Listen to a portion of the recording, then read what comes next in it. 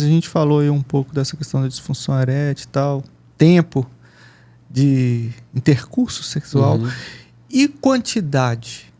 Saiu uma notícia que bombou por aí afora. Teve o primeiro do Naldo. O do Naldo foi 37 vezes. O Naldo Nicolas já... Prates, Naldo é 50. 50 vezes assim, na semana. Trabalha não, irmão? Só fica assim, é possível? 50 vezes na semana? Toma água, toma 50 vezes vai dar mais de 7 vezes no dia. Pois é, não é? Então, quando você é adolescente... Eu acho que... velho. Cara, é muita coisa. Velho. Todos os dias? Então, durante uma semana? Pois é. E aí, assim... 7 vezes? O cara tem que ser um herói. Aí é uma lenda. Nossa. Não. Tá todo machucado com a Exatamente. Então, pode acontecer? Pode. Só que é muito difícil. O cara fala mentira com a cara mais lavada, hein? Pois é, então até do Naldo, que 37 O Naldo já o Naldo não descontar pro Naldo, ele já é. O Naldo é o Naldo, né? O Naldo culturalmente no país, ele já... Não tem problema ele falar isso aí, não. Mas o outro cara aí, entendeu? Ele quis, acho que ir além. Daqui a pouco o Pablo Marçal vem e fala que era 70 vezes. Alguma coisa pra candidatura de São Paulo. Tipo assim, é a Sabrina Sato? É a Sabrina Sato, mas 50 vezes na semana. Ai, irmão. Não tem Sabrina Sato que dê conta. Então, não dá, porque assim... Não dá.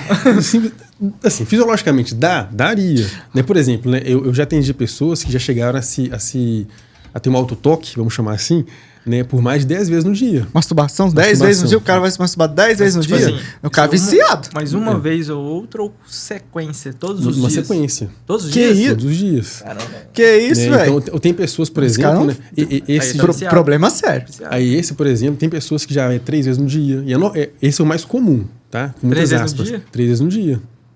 Pô, o cara às vezes tá descontrolado. Na hora do serviço, nossa senhora, vou no banheiro ali e tal. Pô, cabeu um relatório aqui, que emoção. Vou ali e me masturbar. Tem pessoas que mesmo depois que faz a relação sexual com a esposa, por exemplo, ela não consegue dormir se não fechar. É um problema sério. Mas isso aí é o problema, né? Isso esse aqui foi algo que ele falou eventual. E aí, já a questão da relação do sexo, por exemplo, então, imagina, tem todo um lance a mais do sexo.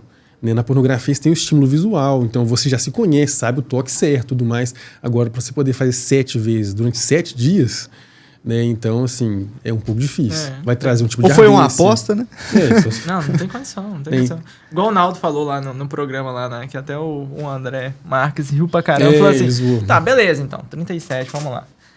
Mas rapidinho, 5 minutos. Não, irmão, 1 hora cada um. Eu falei assim, 7 horas trabalhadas. Eu falei assim, pô, então você realmente não trabalha, né? Você ficou focado nisso. É mentiroso. A galera vê, tem gente que acha que é verdade, né? Mas trazendo pra realidade, assim, a frequência ideal, né, do casal, por exemplo, não tem. Não tem como dizer assim, não, casal, então, né, por base, ele tem que ter relação sexual 4 vezes na semana. 5 vezes na semana, todos os dias. Você igual post no Instagram, né? Exato. Então, tem, às vezes, uma forma certinha.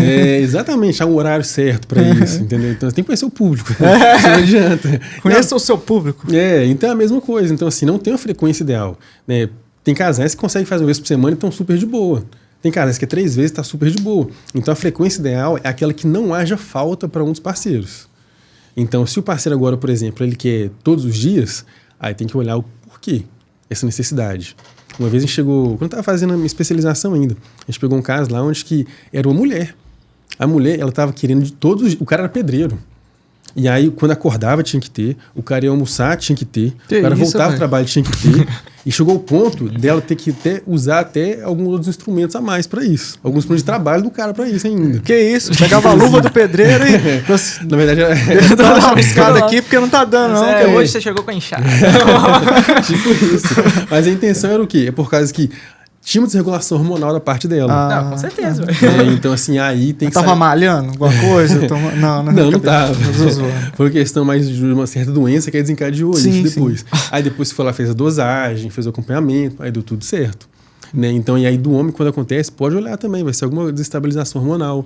Ou então vai ser uma autocobrança, muitos homens têm disso. Por já ter essa imagem de como ele tem que ter todos os dias, ele acaba acreditando que tem que ser todos os dias. Mesmo que ele nem quer. Mas já criou essa cultura para ele já também.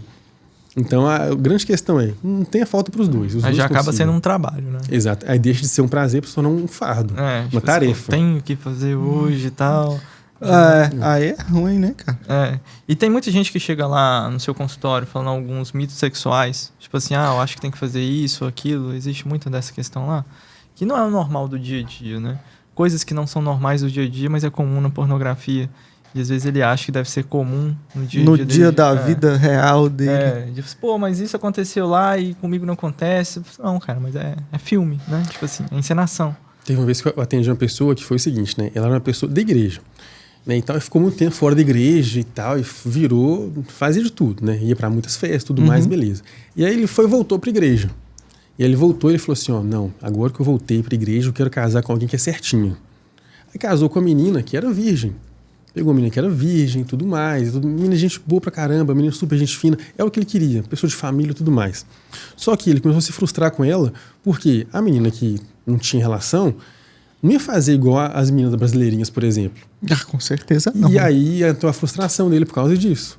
Ele queria que a esposa fizesse exatamente o que as brasileirinhas faziam.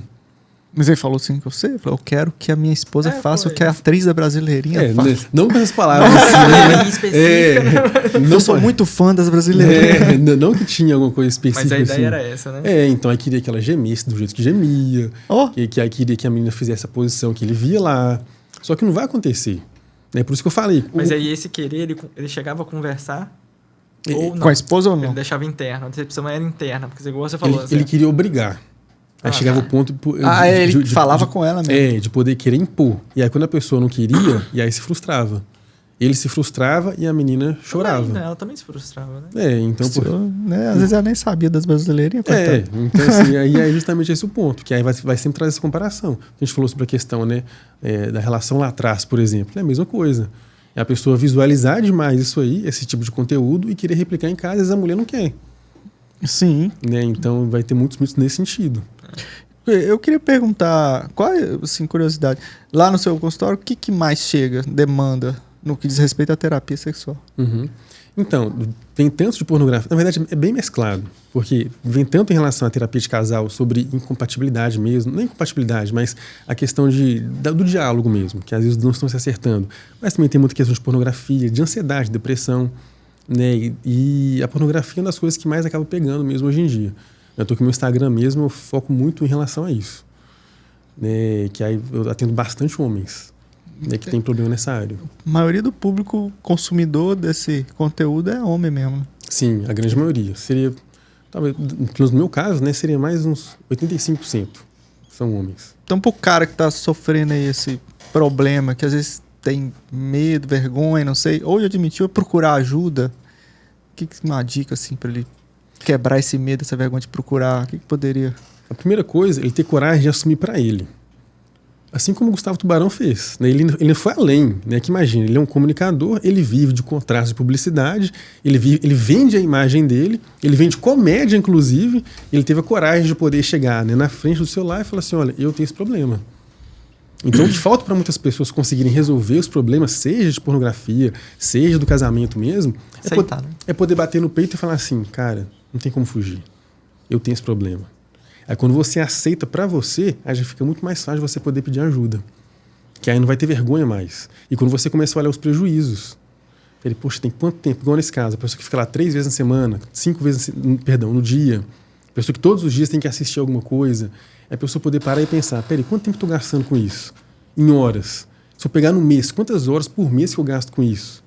Eu já atendi pessoas que já chegaram a gastar mais de 15 mil reais com pornografia ao longo da vida, ao longo de 10 anos. Que é comprando conteúdos, pagando sites. Eu sempre pergunto assim, imagina se você pegasse, para quem é casado e tem filhos, se você pegasse esse tempo que você gasta na pornografia e você investisse nos seus filhos. Se fosse converter, né, o valor da sua hora, entre aspas, assim, e fosse colocar as horas que você já gastou na pornografia e você fosse juntar no montante de valor de dinheiro, por exemplo, quanto que daria? Se a pessoa que já gastou lá 5 mil, 10 mil reais em dinheiro mesmo, comprando conteúdos, não, então até pagando, por exemplo, pessoas na rua, para poder replicar alguma coisa que ele vê. Se a pessoa pegasse isso e investisse em casa, para a esposa.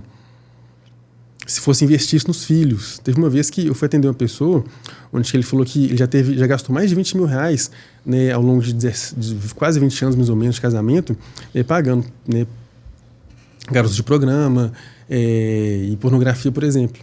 Aí quando eu fiz essa pergunta, poxa, mas você já gastou mais de 20 mil? E se você fosse fazer isso para sua filha? Aí a pessoa começou a chorar e falou assim, o aniversário da minha filha é amanhã, inclusive. Era o quê? O aniversário da minha filha é amanhã, inclusive. E hoje em dia eu não tenho dinheiro para poder pagar alguma coisa que seja benéfica para ela, assim. Então esse que é o ponto, né? De você poder olhar os prejuízos que você já teve.